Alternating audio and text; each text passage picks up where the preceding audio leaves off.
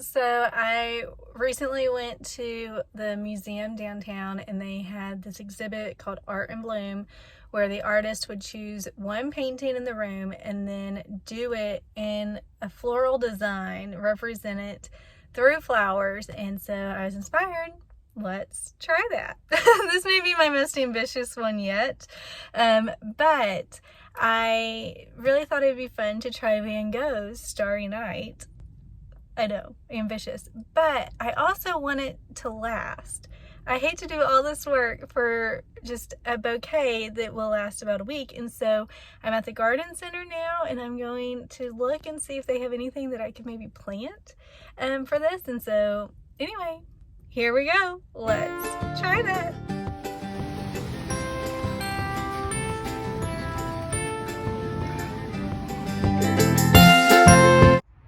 Okay, so I just got home from work and I just really can't wait to see this Starry Night come together. And so I was talking about it with a couple of my coworkers today, and you know, I've been debating whether I want to put it in the planter or if I want to put it in the flower bed, but I really think I'm going to do the planter because I just think each piece, I think it'll just come together. So I'm going to have two Starry Night planters based on the flowers that I got. And so I've got these blue ones. These are the deepest blue I could find. And so that's going to make up my dark sky that Van Gogh painted.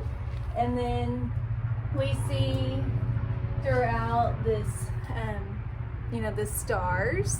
They're those big yellow balls. And so I really loved how, what are these? Non-stop yellow begonias. I've had really good luck with begonias in the past. Normally I plant those in the flower beds, and so anyway, but I really love the shape of these yellow ones. I thought it would be really pretty with it, and I mean, look how pretty they look together, the blue and the yellow. I can't wait. And then you know how he has that cypress growing, and it's the deep colors, and so I found this. I really can't even tell you what it is, but it was in the tropical section. But the colors were very similar to Starry Night, and then also just it held its shape.